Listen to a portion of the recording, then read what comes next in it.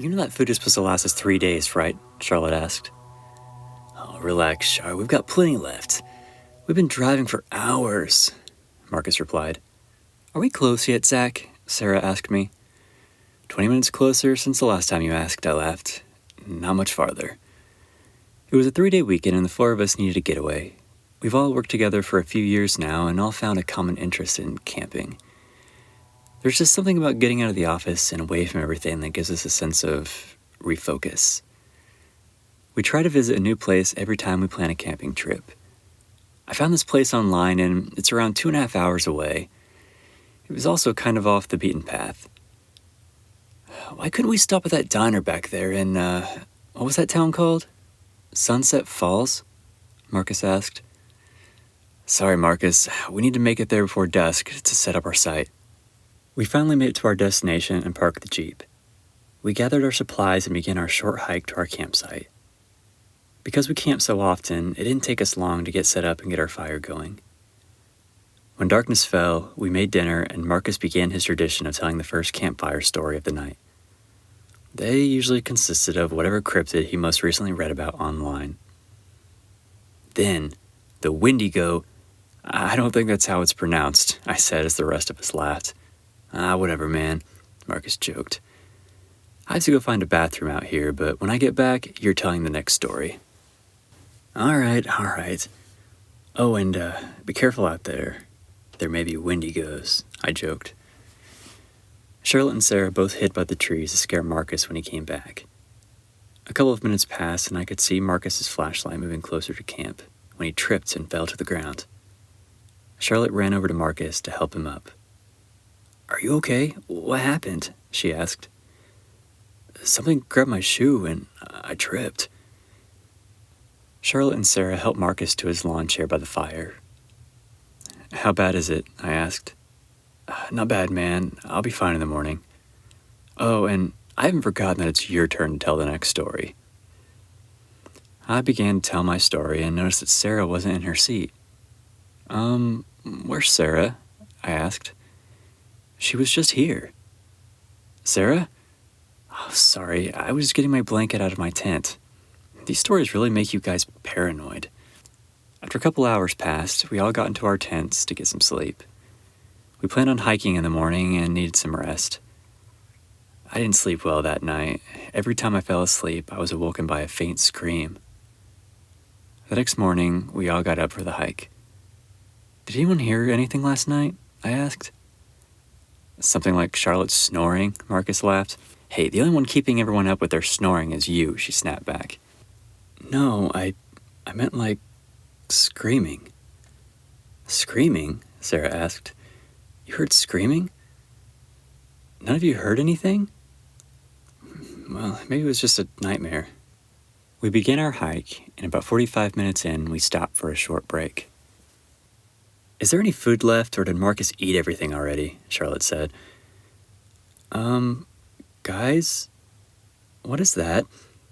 Sarah pointed down a hill.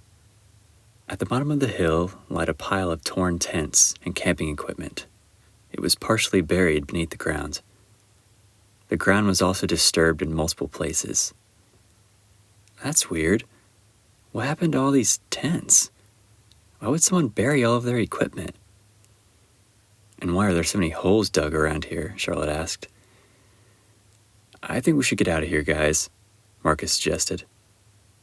We turned around and made our way back to camp. On the way back, we started noticing the same type of strange filled-in holes in the ground. After arriving back at camp, we spent the rest of the day playing music and enjoying the outdoors. Marcus and I also beat the girls at 4 games of cornhole. If you're unfamiliar with the game, just ask anyone in Indiana, where it's basically a pro sport. At around midnight, we turned in for the night. It was around 3 a.m., and I could hear muffled screams in the distance. I quickly grabbed my flashlight from my bag and stepped outside my tent. Marcus also woke up and had the same thought. What was that? He whispered. We looked around outside but didn't see anything. After not spotting anything for a while, we turned around to get back inside of our tents. That's when we heard another muffled scream. Where is it coming from? He asked again. Charlotte stepped outside of her tent, but Sarah appeared to still been asleep. "What's going on, guys?" "I better wake up Sarah." She unzipped her tent, but Sarah wasn't in it. There were multiple small rips on the floor of the tent. Charlotte picked up Sarah's sleeping bag that revealed a large tear underneath. "What is that?" she asked. I shined my light on the large tear, and we saw the ground underneath was disturbed, like the way a hole looks when it's been filled back up with dirt. "What's going on, man?" Marcus asked. "See if either of you has a signal. We need to get a hold of someone for help," I said. We heard muffled screams all around us. "I think my phone may have a signal now." He paced around, trying to get his call to go through. "Hello? Hello? Can anyone hear me? We need help out here." "The call failed," Marcus said. The woods became completely quiet. Charlotte and I both looked at Marcus as his eyes grew wide. 2 hands burst from the ground and began pulling Marcus beneath the earth. We ran to Marcus and took hold of his hands and began pulling. The strength of the hands pulling Marcus was too much. He sank deeper and deeper beneath the earth, and we couldn't stop it. "Help, please," he cried. "No, it has Marcus. We have to do something," Charlotte cried. "We need to get to the Jeep. We'll bring back help," I said. "We can't just leave him buried," Charlotte yelled. "It's too late. Come on." We began running to the Jeep when a pair of hands grabbed Charlotte's ankle, knocking her to the ground. "Zach!" she cried. I quickly helped her up and we got to the Jeep.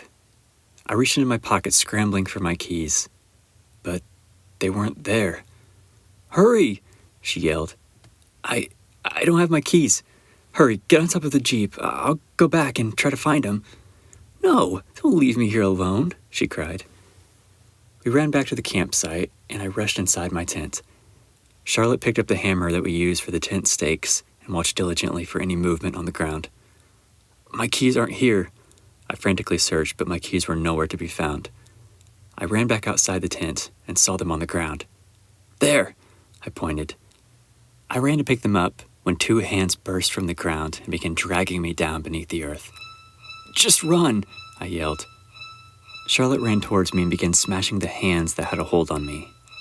While swinging towards one of the hands, my leg was struck by mistake. "Ah!" The hands loosened their grip with a loud, muffled scream, and I limped away with Charlotte. We made it back to the Jeep and drove away to get help. Authorities went back to where we told them our campsite was, but they found no trace that we were even there. The only thing left at our site were piles of dirt.